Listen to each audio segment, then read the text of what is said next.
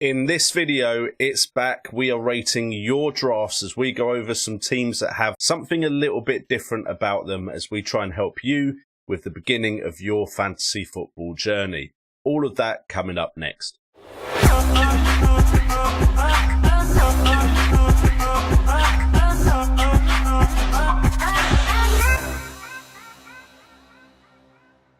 What the flock is going on, and welcome to FPL Today. Thank you so much for joining me as we rate some more drafts that you have shared with me on Twitter. For the next Your Draft video, we're going to try something a little bit different, so go check out my Instagram, JNO_FPL Today, and share your teams with me on there, and the next video will be an Instagram episode. And while you're in the comments down below, go in there. Also check out Fantasy Football Hub, signing up with them gives you articles from some of the best fantasy football managers in the world, OPTA stats and fixture tickers all in one convenient place.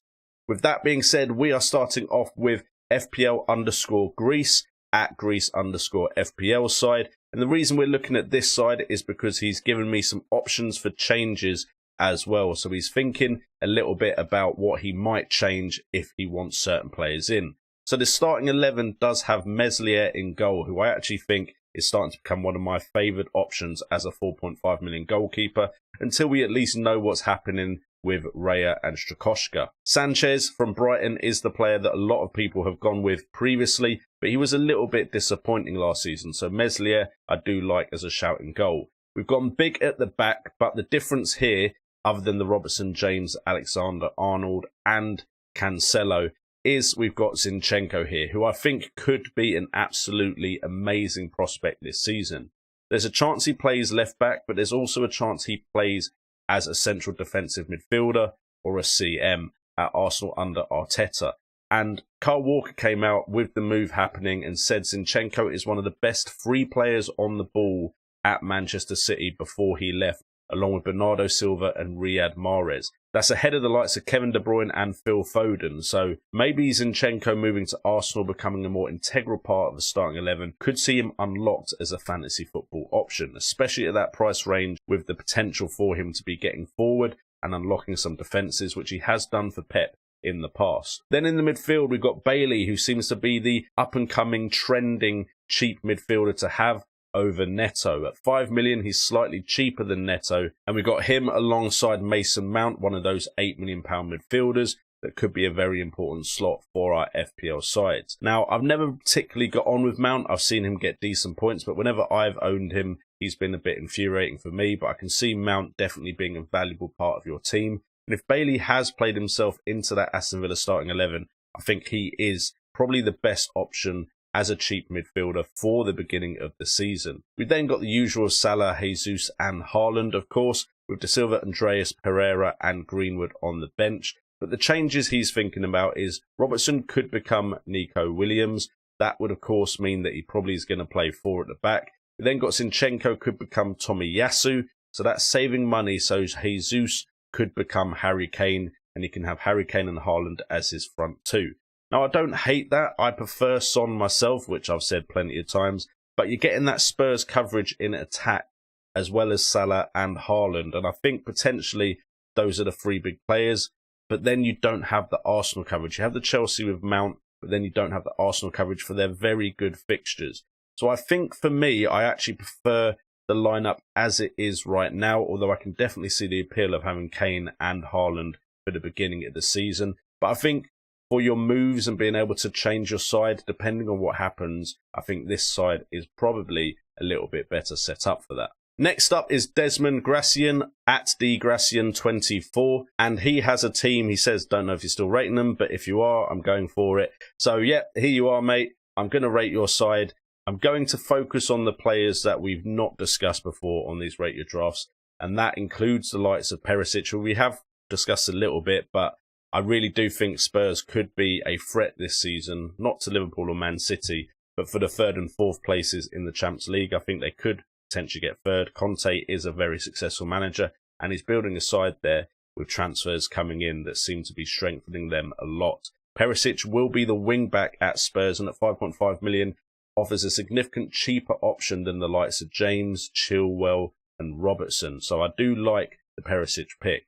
In midfield, we've got the Salah, the Neto, but we also have Sterling and Fornals, which personally I think could be good differentials for you. Sterling, of course, has had some great FPL seasons, and now at Chelsea, I believe he will be a starting player the majority of the time. You don't have to worry about Pep Roulette anymore. And Fornals is an underrated player at a West Ham side that have got better under David Moyes. Now, who knows exactly what's happening? We might be getting Lingard at West Ham, but Fornals is an option who can get points and is a cheap way to bolster your midfield ranks. Then we've got Mings, Murphy and Greenwood on the bench. I think Murphy's a decent shout, but I do think there's potentially better bench options for you. I think Mings as well, he could be all right, but again, I think you could probably spend a little bit less than Mings in your defender bench slot. And Greenwood is kind of just there because budget reasons, so I get that. But I think overall, I do like this side. I personally wouldn't go for Sterling or Fornals, but I can see it working for you. This next side is a little bit different. We've got Caspiano, 1968, and he shared a side that has some of the usuals, of course, some of the staples of FPL sides at the moment. You've got Raya, you've got Trent, you've got Tomiyasu, you've got Luis Diaz, Son, and you've got Jesus and Haaland up front. But there is differentials in here, which is why I wanted to discuss it. You have Laporte, who, if he is one of the starting defenders for Man City, which I think Diaz and Laporte are the preferred first two, I think Laporte will get you those Man City clean sheet points. I don't think you're going to get many attacking returns, although 2, 3, 4 seasons ago, I remember Laporte coming up with some very important attacking returns for me when I did own him. So he is capable of getting goals. Malacia at Man United, that will be interesting as a differential. I think he may be undervalued if Ten Hag has sorted out that Manchester United team and got them all singing from the same hymn sheet. So I think that could be an inspired pick. I am, again, at the beginning of the season, I like to play a bit more conservative, so I won't be going for any new players. The times I have done that, it usually bites me in the behind, but it could work.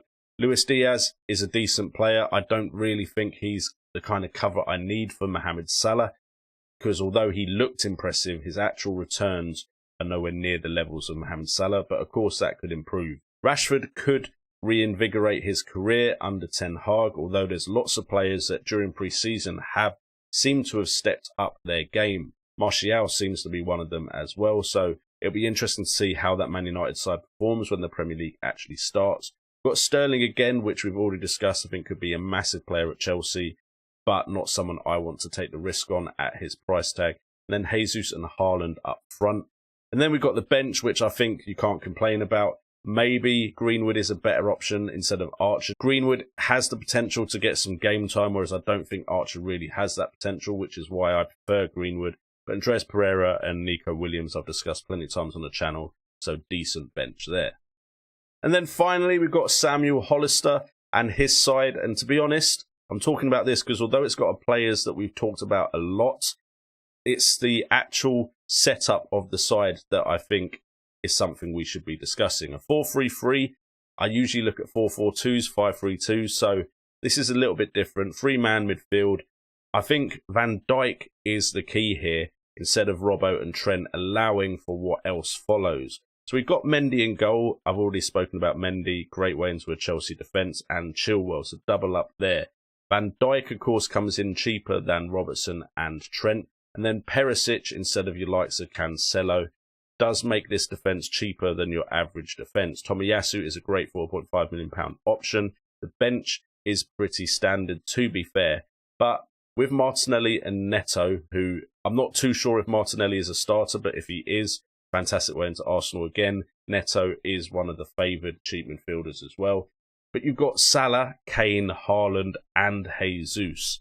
Now, I can't argue with having any of those players at all.